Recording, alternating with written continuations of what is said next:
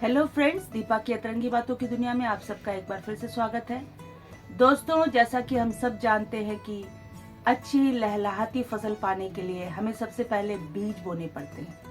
ठीक उसी प्रकार से अगर हमें अच्छी सैलरी चाहिए, अच्छे रिश्ते चाहिए या फिर प्रतियोगिता परीक्षाओं में सफलता चाहिए, तो पहले हमें कुछ करने पड़ते हैं। आखिर वो क्या काम है जो हमें करने होंगे? आज इसी संदर्भ में मैं चर्चा करने जा रही हूँ। आज इसी बात का जवाब मैं ढूंढने जा रही हूँ, एक सच्ची घटना का उदाहरण देकर। कुछ दिनों पहले की बात है, मेरे दोस्तों ने मुझे एक गेट टुगेदर पार्टी में इनवाइट किया था। वहाँ मेरी मुलाकात मेरे एक दोस्त संदीप से हुई। वह काफी परेशान था। उसने कहा कि दीपा, मुझे तुम्हारी कुछ हेल्प चाहिए। तो मैंने कहा ठीक है, मुझे बताओ, मैं देखती हूँ मैं क्या हेल्प कर पाती हूँ तुम्हारी। तब उसने बताया कि उसने जब से जॉब ज्वाइन किया है उसकी सैलरी एक बार भी नहीं बढ़ी है। तब मैंने कहा कि तुम्हारी पूरी स्थिति को समझने के लिए मुझे तुम्हारे साथ काम करने वाले कुछ लोगों से बात करनी पड़ेगी। तब उसने कहा कि इसी पार्टी में मेरे ऑफिस के कुछ दोस्त भी उपस्थित हैं, तुम चाहो तो उनसे बात कर सकती हो।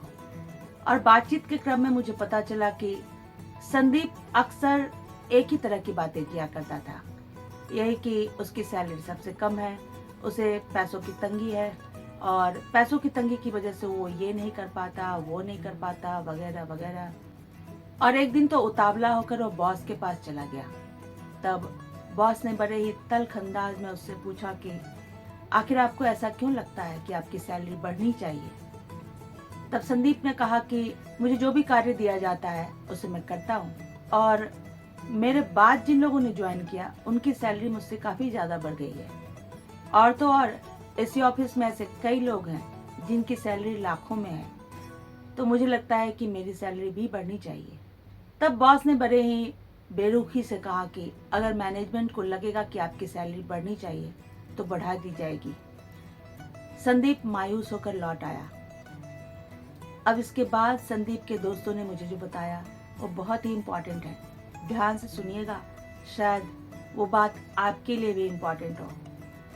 उसके दोस्तों ने बताया कि संदीप अक्सर अपने कार्यों को आनन फानन में पूरे करने की कोशिश करता है, और जब उसके दोस्त उसे समझाते हैं कि इससे बेहतर तरीके से तुम कार्य को कर सकते थे, तब वो यही कहता है कि 30,000 की सैलरी में तो इतना ही कर पाऊंगा, मेरी सैलरी भी 1 लाख करवा दो, मैं 1 लाख रुपए का कार्य करूंगा। अब मुझे संदीप की प्रॉब्लम समझ में आ चुकी थी। मैंने उससे कहा कि अगर तुम चाहते हो कि तुम्हारी भी सैलरी 1 लाख रुपए हो जाए तो पहले तुम्हें 1 लाख के बराबर की सेवा प्रदान करनी होगी। अगर तुम अपनी सैलरी के फसल को लहलहाते हुए देखना चाहते हो तो पहले तुम्हें सेवा के बीज बोने होंगे। पहले तुम अपनी काबिलियत को बढ़ाओ, फिर देखो ये ब्रह्मांड तुम्हें तुम्हारे यथोचित औकात तक पहुंचा ही देगी। अगर तुम ये सोचते हो कि तुम्हारी सैलरी नहीं बढ़ने का कारण तुम्हारा बॉस है तो तुम भूल कर रहे हो। तुम्हें पहले अपनी काबिलियत को बढ़ाना होगा, अपने अंदर स्किल्स डेवलप करने होंगे, और फिर बहुत ज्यादा संभावना बनती है कि 1 लाख तो क्या, तुम्हें 5 लाख की सैलरी भी ऑफर की जाए। ठीक इसी तरह की बात रिश्तों के संदर्भ में भी सटीक बैठती है। हमें से बहुत सारे लोग ऐसे होते हैं जो अपने आप को सिंहासन पर बैठा हुआ सम्राट समझते हैं और चाहते हैं कि उसके आसपास के लोग उसे प्यार करें, उसका सम्मान करें, परंतु ऐसा होता नहीं है। और अगर कहीं ऐसा हो रहा है तो यकीन मानिए दोस्तों, सामने वाला इंसान किसी बहुत बड़ी मजबूरी में फंसा होगा या फिर बहुत बड़ा बेवकूफ होगा। रिश्ते तभी मधुर बनते हैं जब हम सुखद एहसासों और सम्मान के बीज बोते हैं। हाँ, परंतु कई बार ऐसा भी होता है कि हम तो अपनी तरफ से पूरी कोशिश कर रहे होते हैं, परंतु सामने वाला व्यक्ति समझने के लिए तैयार ही नहीं होता। तब मेरा यह ख्याल है कि हमें ऐसे टॉक्सिक रिलेशनशिप से जल्द बाहर निकल जाना चाहिए।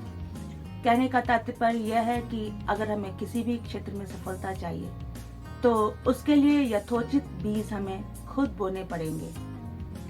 अगर हम ऐसा सोचते हैं कि दूसरों को ये मिल रहा है, वो मिल रहा है, इसलिए हमें भी मिलनी चाहिए, तो यह हमारी बेवकूफ़ी ही होगी। ऐसी ही कुछ अन्य तरंगी बातों के साथ मैं फिर से हाजिर होंगी। तब तक के लिए बाय बाय।